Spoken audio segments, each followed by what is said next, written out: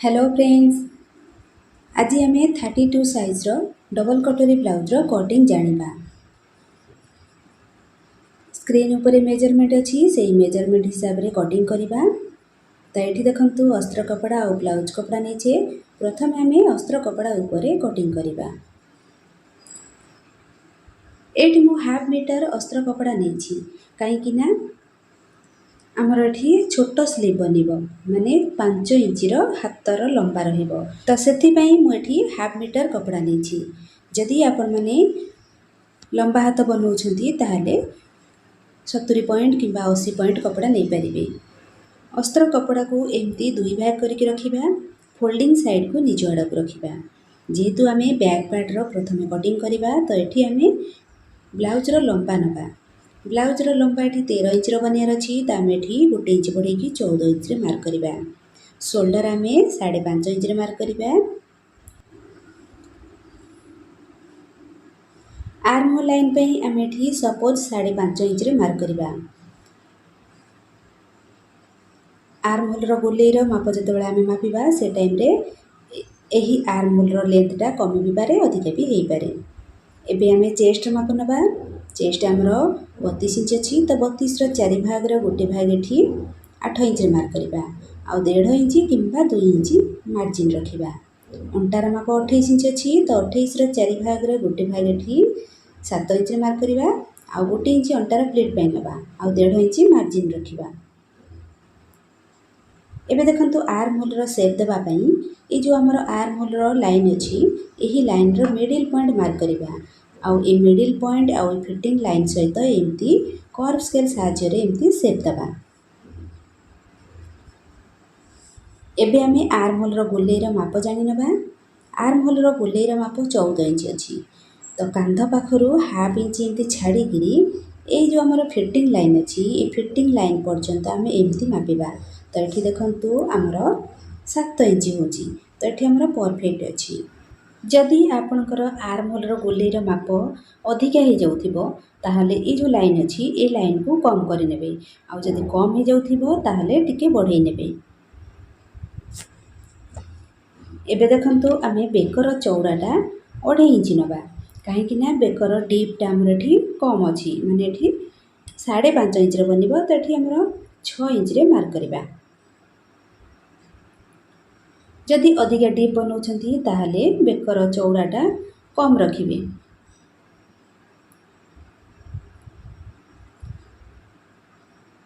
अंटार plate पकाइबापी fitting line ठारू middle point mark करेंगे। Middle point सीधारे Tux लंबाटा 5 inch नहीं पारे ना 4.5 इंच भी नहीं पारे कहीं छोट साइज बनूची माने ब्लाउजर लंबाटा कम अच्छी 13 इंच तो ये 4.5 इंच भी रखिपारे। एठी आमर बैक पार्टर पूरा मार्किंग हो गला। एबे आमे एही लाइन ऊपर ही कटिंग करि नबा।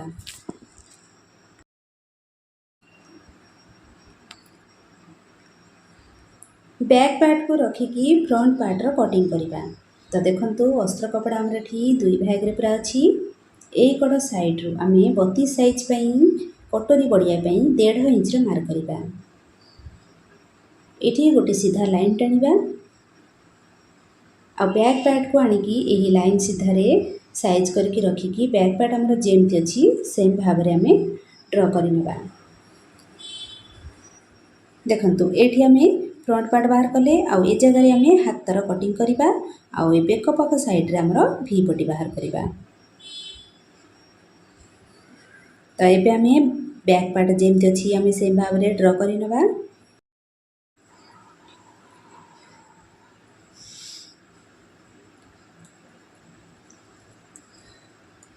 फिटिंग लाइन को एमती ड्र करवा। आर्म होल लाइन को भी आउ थरे एमती ड्र करवा।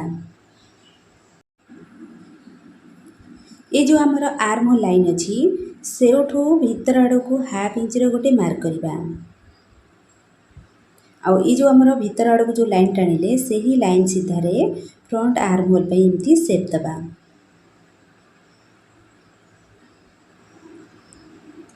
एबे एठी देखंतु बस्ट पॉइंट रो मार्क करवा। बस्ट पॉइंट 9 इंच अच्छी तो एथिरे आमे 2 इंच प्लस करी बस्ट पॉइंट पे आम 11 इंच मार्क करवा।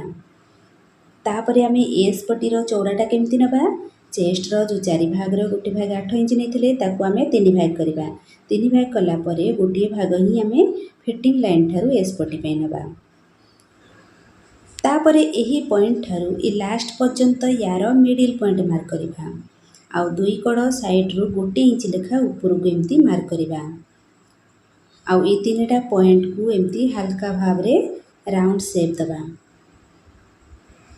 देखंतु कटोरीर आमर एठी शेपटा आमे करिनेले एबे आमे साइड पाख साइड्रु शेपटा केमती दबा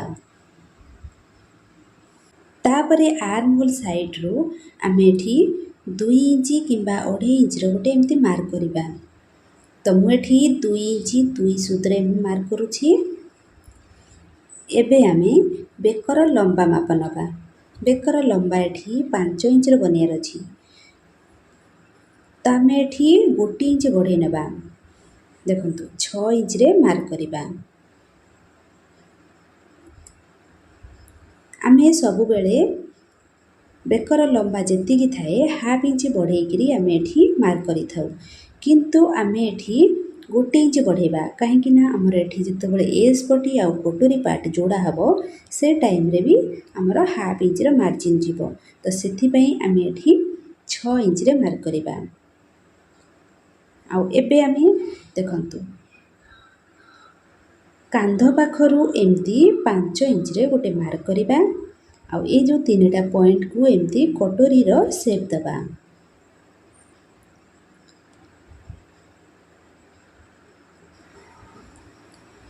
बेक पाख साइड्रु हाफ इंच रो मार्क करिबा आउ याकू आमे या सहित एमती जॉइंट करि नबा एठी हमर कटोरी रो फर्स्ट पार्ट बाहरी गेला सेकंड पार्ट रो लंबाटा आमे 3.5 इंच नबा ए जो हमर कटोरी रो ऊपर पार्ट आमे जेमती 1 इंच लेखा ऊपर को मार्क करथिले तळ पार्ट पई भी सेमती आमे 1 इंच लेखा तळ को एमती मार्क करिबा एही बस्ट पॉइंट लाइन ठारू एथिरे हमर भी पटी लागिबो तो एई कड़ साइड रु आमे 1 इंच बढ़ेकी भी पटी रो एमती शेप दबा एस पटी को देखंतु आपण माने तळपट साइड रु 1 इंच बढ़ेकी एमती तिरछे भाव रे कटिंग करिवे काहे कि ना हमर एथिरे डबल कटोरी जोड़ा हबो अंटा पाख साइड रु आपण माने एक्स्ट्रा हाफ इंच नै परिबे नहले जेमती अछि सेमती भी नै परिबे जदि अधिका कपड़ा थिबो ताहाले तळपट साइड रे भी पटी बाहर करि परिबे एबे आमे एही लाइन ऊपर ही कटिंग करिबा कोनोसी मार्जिन आ रखिबानी जेमती अछि हमर सेमती आमे कटिंग करि नबा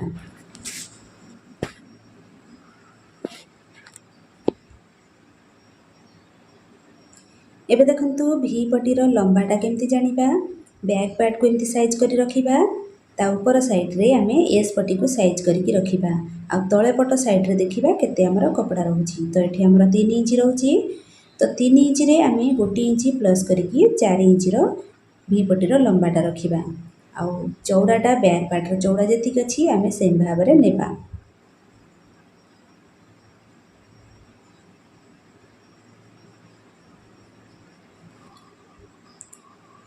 एटी हमर भी पटी भी कटिंग हो गला एबे आमे हातर कटिंग करबा ए जो हमर कपड़ा रहिला ताकू आमे एमती 4 फोल्ड करके रखिबा दुईटा हाथ पई 4 फोल्ड करि नबा देखंतु छोट हाथ बनिबो तो एठी हमर एती कपड़ा रे ही हे जिवो तो 5 इंच रे हाथ बनियर अछि तो मु एठी 6 इंच रे मार्क कली आर्म होल लाइन पई आमे एठी 3.5 इंच नबा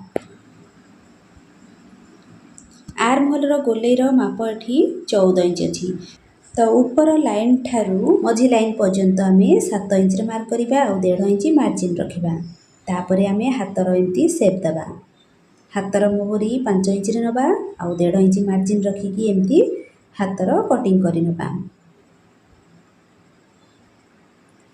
हातर कटिंग कर सारला परे हाथ को एमती खोली की रखिबा गोटिए पट साइड रो आमे हाफ इंच रो मार्क करके सामना पटर आर्म होल पई एमती शेप देके आमे कटिंग करबा तो मुठी पेन कपड़ा सहित जॉइंट कर साला परे सामना पटर आर्म होल रो शेप देबी तो एठी हमर 32 साइज रो डबल कटोरी ब्लाउज रो कटिंग हे गेला आजिर वीडियोटी आपण मानकु केमती लागिला कमेंट करिवे थैंक यू।